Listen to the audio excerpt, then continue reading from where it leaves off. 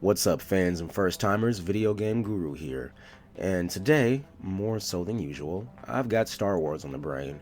With this being the month of May, with May the 4th be with you, Return of the 5th, Revenge of the 6th, as well as the 40th anniversary for The Empire Strikes Back, I've been doing some thinking about some of the Star Wars IPs we've got. After the critical failure that turned into the rousing success that was Star Wars Battlefront 2 finally being ended in support in regards to add-ons, and hopefully we'll still see maybe fixes with glitches or things like that.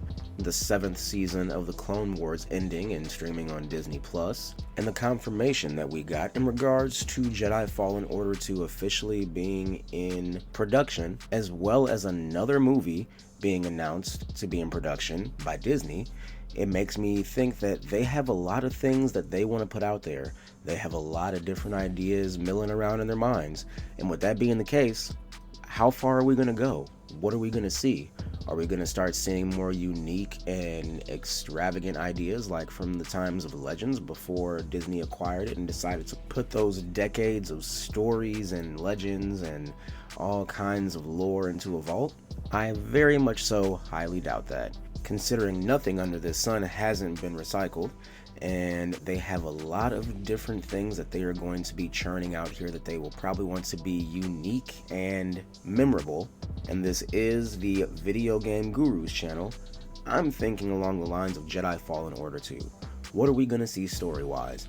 They set up a lot of different ideas in the unknown regions. They left a lot of breadcrumbs. They set the story in a pivotal time, only being a few years after Order 66 and the rise of the Empire, 5 if I'm not to be mistaken. So with that being the case, what kind of adventures are we going to see for Cal Kestis? Who else are we going to see pop up in the narrative? Are they going to tie it into their established lore, the Skywalker saga and the Clone Wars series?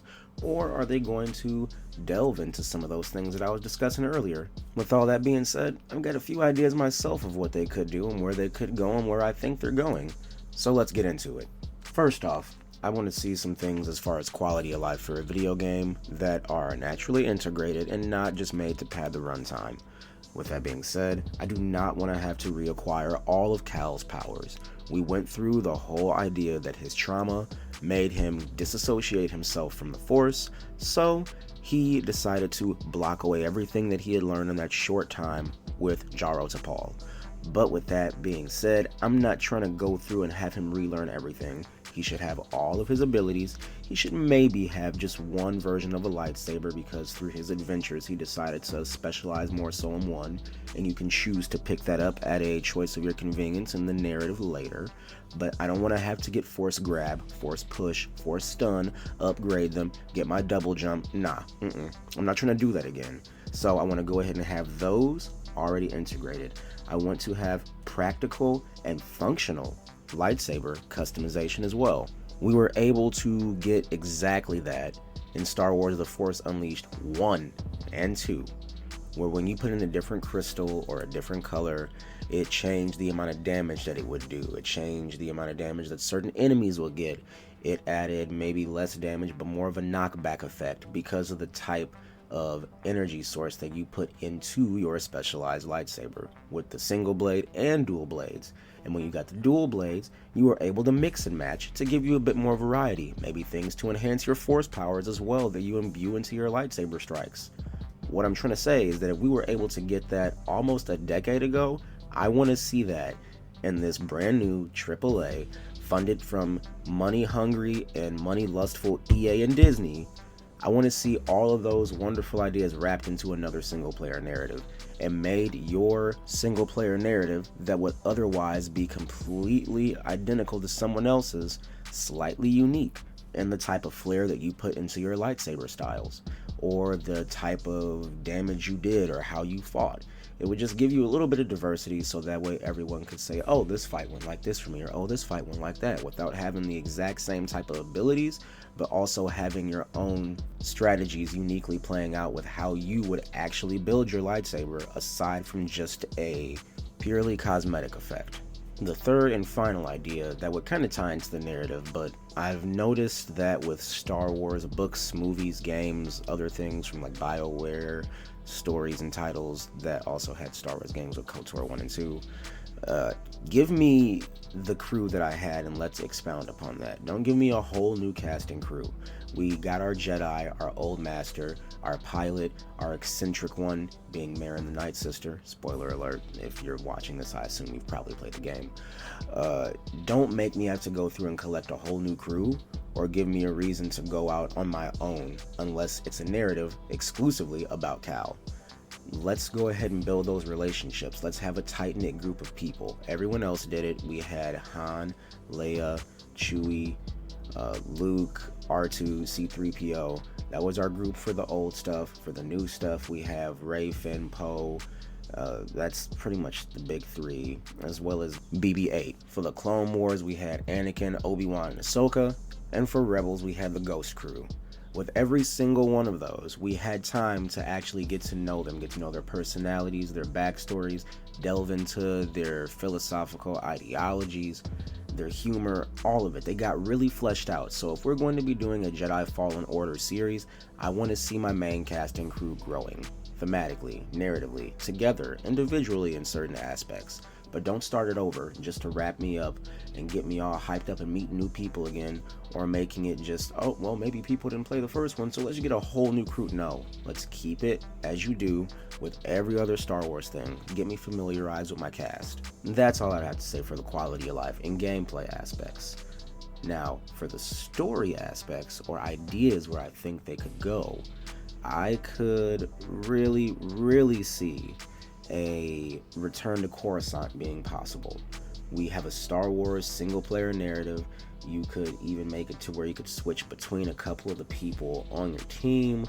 You could maybe add one or two more people because they don't have a smuggler or scoundrel type yet, or Imperial or former Republic agent type of character yet. So I could see them having room on the ship for that. Maybe getting a new and bigger ship possibly. But I could see a return to Coruscant as well as a survivor search to kind of help more Jedi that were able to escape Order 66 actually keep it that way. How?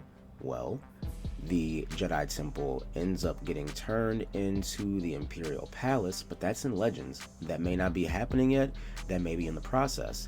You could have a game where it's a lot of sneaking around right under the enemy's noses to collect information, to then go out and try to contact some people who have made it out or who are on the cusp of turning. You could have a lot more Jedi battles that way, a lot more fallen Jedi battles. You could have it harken back to some of the other characters throughout those other Star Wars IPs that may have fallen to the dark side or were just rumored. With that, you have a lot of potential to bring up old names, to throw in new names. They could have a High Republic tie-in from the Jedi of old. The possibilities are limitless, and they could throw in anything they wanted to from someone that wasn't outright killed or confirmed to be dead. Hell, they could even bring back Mace Windu if they wanted to. What I'm saying is that if they were to have a Coruscant sneaking around, going back and, you know, hopefully escaping and not getting caught on the planet and executed like everyone else, they could have another like PTSD type of flashback to where you have to live through or search the temple in order to find out what it is exactly Darth Vader did, to maybe see how he struck some of them down and to evade him since they run into him, and you know Vader isn't going to lose that trail. They have options, and Coruscant is something everyone has wanted to see in the modern era in their video games, as well as see it again after Order 66 to see what a post-Empire Coruscant would look like. That would be all I have to say for the first story idea. Kind of a loose idea, obviously, but a definite way to set up a large playground with a lot of established as well as potentially new ideas that they could branch off of and do whatever they wanted with. The second idea that I think they could do, or would be nice to see implemented into this narrative, would be seeing them delve deeper into the unknown regions. We know that the Zepho left all these breadcrumb trails behind for people to find, and then went off and stayed off in the unknown regions, and only a handful are left or left their relics behind in known space. With that knowledge in mind, among the entire crew of the Mantis, they could search for the Zepho. Or they could potentially go and see where the maw is at. We saw a little bit of that in episode 9. A cluster of black holes in almost untraversable space that is nothing more than a death trap. But if you get through it, the potential is unlimited. You could have them go and find Abeloth, an ancient force deity that is completely and utterly corrupted by the dark side and beyond nightmarish imagination. You could do the Yuuzhan Vong, a race of technology-hating aliens that want nothing more than to destroy all things that are inorganic, and potentially the efforts of Cal and the crew of the Mantis to get back to known space so that way they can try to warn everybody of the impending doom. They could run into the Chiss, a nice tie-in to Grand Admiral Thrawn and everything that the Chiss Ascendancy is doing and amassing their powers for in the unknown regions. They could find the wills of the Force and potentially go to Mortis and understand the whole myth behind the Force with the balance that always seems to be in flux. You could potentially have them come across Exegol and find maybe more secrets about the Sith, so that way they could find a way to come back to the known space and defeat the Sith, or a way to destabilize them to inevitably set up their failure that would come in the Battle of Yavin. There is so much untapped potential in the unknown regions, it's ridiculous. Them setting up their story to potentially go there after destroying the roadmap to all the Force-sensitive children makes for their story being a completely blank slate that they could be as wildly imaginative with or as cautiously conservative with. It's a treasure trove. And the last idea I have would more than likely revolve around the crime syndicate as well as the bounty hunter group that is coming after you. I'm sure that some of those bounty hunters are obviously just out to collect the bounty on any Jedi that they find for the Empire to cash in. But what if some of the crime syndicates, all run by Darth Maul at this point, were to also start putting the word out there and made it to where if you were to get caught by one, it would lead to a more Imperial-based enemy type that you would be fighting and trying to escape from, and another one, if you were to get caught and handed over to the crime syndicate, Maul would try to turn you, having more of a morality-based gameplay that would deal with you avoiding the temptations of the dark side and avoiding becoming an apprentice to a dark sider.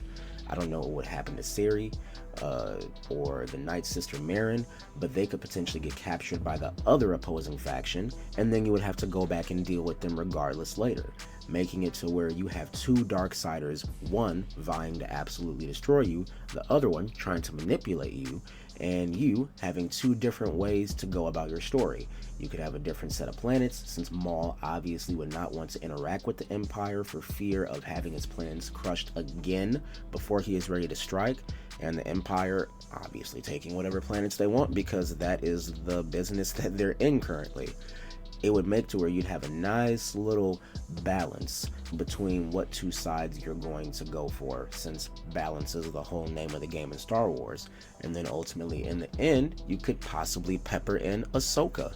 Considering she had experience with both of these sides, she would be a nice in-game assist to come in, possibly be added to the crew, possibly just be out there floating around knowing that she's kind of gathering the pieces of the destruction of the Empire to establish real balance, or to impart some of that wisdom that neither side is really what you want, but to be somewhere in between, to understand both the light and the dark, to know that some of the idealism isn't necessarily what it's all chalked up to be, and albeit the dark side will guarantee you power, it is not the way you want to go. They could do some nice philosophical stuff by adding in a bit of morality along with the gameplay, with how you attack what you attack, and if you decide to attack at all, and who joins you, or if you let them join you. Just some ideas I'm spitballing. But as far as Jedi Fallen Order 2 goes, with the way they set everything up, the thematical breadcrumbs that I've been talking about, I really feel that we'll see some of those elements in our sequel.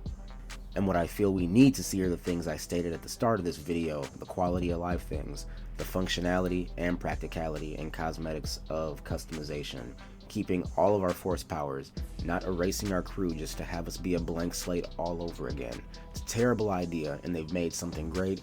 I want to see it be expounded upon. But what do you guys want to see? What do you think we're going to end up having in our sequel? Do you think it's going to be more of the same? Do you think it's going to be something entirely different? Do you think they're going to make it accessible for all players, new and old? Tell me what you think in the comments down below, and don't forget to like, share, and subscribe so that way you can see more of everything I have to say, as well as the ramblings in my mind, as well as whatever y'all want to suggest. Have a great day or night wherever you are, and may the Force be with you. Video Game Guru, signing off.